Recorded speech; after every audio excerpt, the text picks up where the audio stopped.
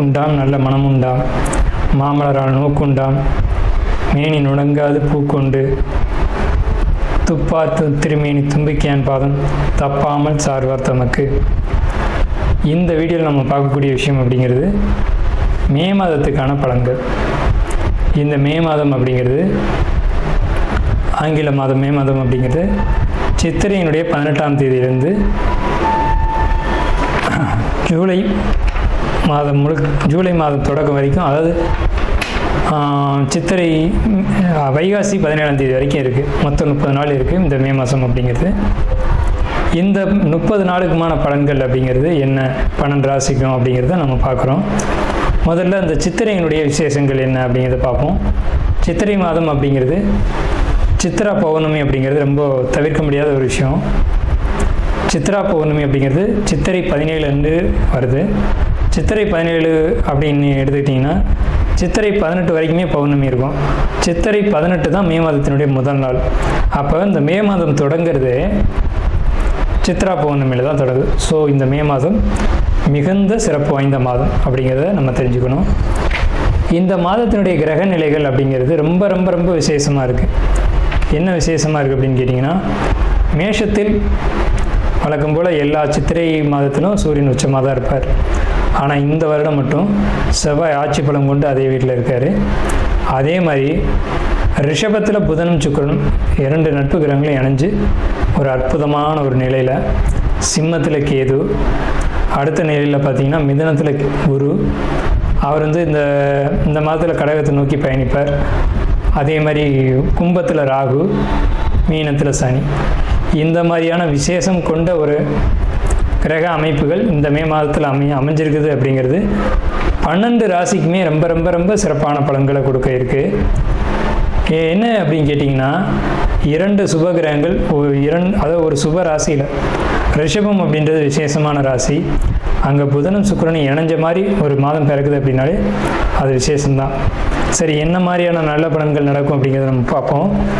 இந்த சித்ரா பௌர்ணமியினுடைய விசேஷங்கள் என்ன அப்படின்னு பார்த்தீங்கன்னா, சித்ரா பௌர்ணமி அன்னைக்கு தான் சித்திரகுப்தனுடைய வழிபாடு நடக்கும். சித்திரகுப்தன் அப்படிங்கிறது யாருன்னு கேட்டிங்கன்னா, யமனுடைய பிஏ, அதாவது அசிஸ்டண்ட். இவர் தான் பாவ புண்ணிய கர்மா கணக்குகளை கையில் வச்சக்கூடியவர். ஸோ இவரை வழிபடக்கூடிய நாள் தான் சித்ரா பௌர்ணமி. அது மட்டும் இல்லாது ஒவ்வொரு குடும்பத்திலையும் அந்த குடும்பத்தினுடைய கன்னி தெய்வங்களை வழிபாடு பண்ணக்கூடிய மாதம்தான் சித்ரா பௌர்ணமி. சித்ரா பௌர்ணமி என்று விசேஷமாக அவங்கவுங்க குடும்பத்தில் கன்னி தெய்வங்களை எடுத்து வழிபாடு பண்ணுவாங்க. நம்ம வேணால் கன்னி தெய்வங்களுடைய வழிபாடு எப்படி அப்படிங்கிறத ஒரு தனி வீடியோவை கூட கொடுப்போம். ஸோ கன்னி தெய்வ வழிபாடு அப்படிங்கிறது ரொம்ப விசேஷமானதும் கூட, முக்கியத்துவம் வாய்ந்ததும் கூட. இதில் சித்திரகுப்தனுடைய வழிபாடு ரொம்ப ஒரு அவசியமான விஷயம். அதே மாதிரி திருவண்ணாமலை கிரிவலம், அவரவருடைய குலதெய்வ வழிபாடு. இதில் ரொம்ப குறிப்பிட்டு பேசணும் அப்படின்னா அன்னதானம் கொடுக்கறது. இந்த சித்திரை மாதத்தினுடைய ஒரு உக்கிரமான காலகட்டத்தில் அன்னதானம் கொடுக்கறத காட்டிலும் நீர்மோர் கொடுக்கறது, தாகத்துக்கு தண்ணீர் கொடுக்கறது, இதெல்லாம் ரொம்ப ரொம்ப விசேஷம். ஸோ அவங்க வயிறு குளிர்றது போல், மனம் குளிர்றது போல் உங்களுக்கு கர்மா தீர்க்கப்படும் அப்படிங்கிறது முக்கியமான விசேஷம். ஸோ இது முக்கியமான விஷயம். அதே மாதிரி இந்த சித்திரை மாதத்தில் கத்திரி வெயில் அப்படிங்கிறது மே மாதம் 4ஆம் தேதி அன்னைக்கு மே 28 வரைக்கும் இருக்கும். இந்த 25 நாட்களும் மக்கள் அதிகப்படியாக யாரும் வெளியில் வராமலும் சில விஷயங்களை தவிர்த்துக்கவும் வேணும். அன்பார்ந்த கன்னிராசி நேயர்களுக்கு மே மாத பலன்கள். மே மாதம் அப்படிங்கிறது கன்னிராசிக்கு என்ன விதத்தில் அமைஞ்சிருக்கு அப்படின்னு பார்த்தீங்க அப்படின்னா, முதல் விஷயம், ஒரு நல்ல பலன்களை சொல்ல காத்துட்ருக்கு. மே மாதத்தில் வருமானம், பொருளாதாரம் மிகுதியான சிறப்பான ஒரு யோகத்தை நிச்சயமாக கொடுக்கும். பொருளாதாரத்துக்கு பஞ்சம் இருக்காது, வருமானத்துக்கு குறைவு இருக்காது. அதே நேரத்தில் கவலைகள் சூழக்கூடிய ஒரு மாதமாக இருக்குது. கவலைகள் அப்படிங்கிறது என்ன விஷயத்தில் அப்படின்னு கேட்டிங்கன்னா, குழந்தை சம்மந்தப்பட்ட விஷயங்கள், ஜாப் சம்மந்தமான விஷயம், திருமணம் சம்மந்தமான விஷயம், இது 3ம் பாதி ஒரு கவலையை கொடுத்துரும். ஆனால் இது 3 சம்மந்தமாகவும் நீங்கள் கவலைப்பட வேண்டிய அவசியம் இல்லை. என்னன்னு கேட்டிங்கன்னா, உங்களுக்கு காதல் பற்றி ஒரு கவலை இருக்குது, உங்களுக்கு ஜாப்பில் மற்றவங்க தொந்தரவு கொடுக்குறாங்கன்ற கவலை இருக்குது, உங்களுக்கு திருமணம் நடக்குமா, அதுலேயும் குறிப்பாக காதல் திருமணம் நடக்குமான்ற ஒரு கேள்வி இருக்கும். கன்னிராசி அன்பர்களுக்கு நிச்சயமாக காதல் திருமணம் கைகூடும், வெற்றி அடையும். இந்த மே மாதத்தில் உங்களுடைய காதல் அங்கீகரிக்கப்படும். இது வீண் பயம்தான், நீங்கள் எடுத்துக்கிறது ஒரு வீணான ஒரு கவலையும் பயம்தான். சில சட்டவிரோதமான விஷயங்கள் உங்களுக்கு பாதிப்புகளை ஏற்படுத்தலாம்.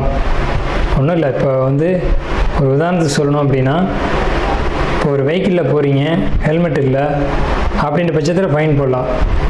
இந்த மாதிரியான பாதிப்புகள் தான் இருக்கே தவிர நீங்கள் பயப்பட முடியாத பெரிய அளவில் பாதிப்புகள் இல்லை. லக்னாதிபதி 9 அமைஞ்சு 2ஆம் அதிபதி 9 அமைஞ்சது அப்படிங்கிறது உங்களுக்கு வருமானம் மிகுதியாக வரும். ஜாப்பில் அல்லது தொழிலில் நீங்கள் தொழில் பண்ணக்கூடிய விஷயமும் உங்களுக்கு வெற்றியை கொடுக்கும், ஜாப் பண்ணக்கூடிய விஷயமும் வெற்றி கொடுக்கும். அதே மாதிரி உங்களுடைய வாழ்க்கை துணை உங்களுடைய வெற்றிக்கு துணை நிற்பாங்க. வாழ்க்கை துணை தான் எல்லா விஷயமான வெற்றிக்கும் அடிப்படை. ஸோ அவங்க உங்களுக்கு வெற்றிக்கு துணை நிற்பாங்க அப்படிங்கிறதுல மாற்றுக்கிறதுக்கு இடமில்லை.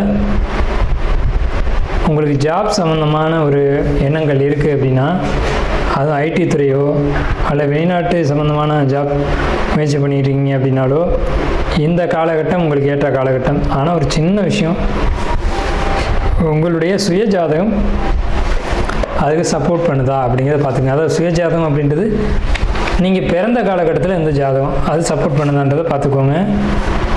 அது சப்போர்ட் பண்ணல அப்படின்ற பட்சத்தில் நீங்கள் கொஞ்சம் கவனமாக தான் இருக்கணும். ஏன்னு கேட்டிங்கன்னா, இந்த காலகட்டம் கொஞ்சம் கண்டகச்சனி அப்படிங்கிறதுனால யோசித்து செய்யணும் அப்படிங்கிற அமைப்பும் இருக்குது. ஸோ அதனால் இந்த எச்சரிக்கை.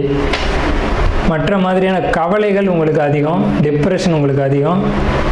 இதனால் நீங்கள் செய்யக்கூடிய ஜாப்பில் ஏதேனும் தவறுகள் செய்து அதன் மூலமாக ஜாப்பில் சில சங்கடங்களை நீங்கள் சந்திச்சுக்கலாம் அப்படிங்கிற ஒரு அமைப்பு இருக்குது. அதே மாதிரி படிப்பில் மதிப்பெண் குறையும். மாணவர்களை பொறுத்த வரைக்கும் கலைத்துறையில் இருக்கக்கூடியவங்களுக்கு மதிப்புகள் குறையும். அதே மாதிரி உங்களுக்கு கலைத்துறையில் இருக்கவங்களுக்கு மதிப்புகள் குறைஞ்சாலும் வாய்ப்புகள் கிடைச்சிக்கிட்டே தான் இருக்கும். அந்த வாய்ப்புகளை பயன்படுத்தி நீங்கள் முயற்சி செய்து வெற்றி அடைஞ்சிக்கணும். நாம் இதுவரைக்கும் பார்த்த ராசி பலன்கள் எல்லாமே பொதுவான ராசி பலன்கள் தான், 12 ராசிக்குமே. அப்போது உங்களுடைய தனிப்பட்ட பிறப்பு ஜாதகம் அப்படிங்கிறது உங்கள் ஜாதகத்தில் தனிப்பட்ட பலன்களை கையில் வச்சுருக்கோம். உங்களுக்கு ஜோதிடம் சம்பந்தமான சந்தேகங்கள் இருந்தாலும் சரி, அல்லது ஜோதிடம் பார்க்கணும் அப்படின்ற எண்ணங்கள் இருந்தாலும் சரி, இல்லை ஜோதிடத்தில் சந்தேகம் இருக்குன்னு நீங்கள் நினச்சாலும் சரி, நம்ம நம்பர் கீழே ஸ்க்ரீனில் தெரியுது. அந்த நம்பருக்கு கான்டாக்ட் பண்ணி நீங்கள் எந்த நேரத்தில் வேணாலும் நம்மக்கிட்ட பேசலாம்.